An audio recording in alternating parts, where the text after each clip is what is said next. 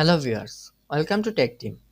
Today I'll show you how to set automatic reply to your Microsoft Outlook so that when someone email you, they will get an automatic reply immediately.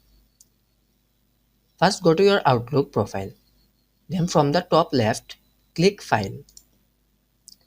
Now you can see automatic reply option. Click there.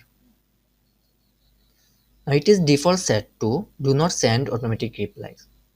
Click Send automatic reply. Now on the box, write your email.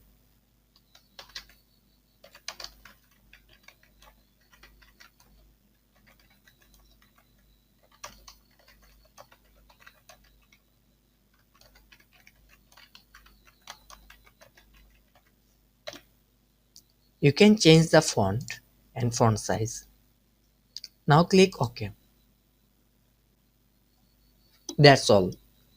If you like this video, please subscribe.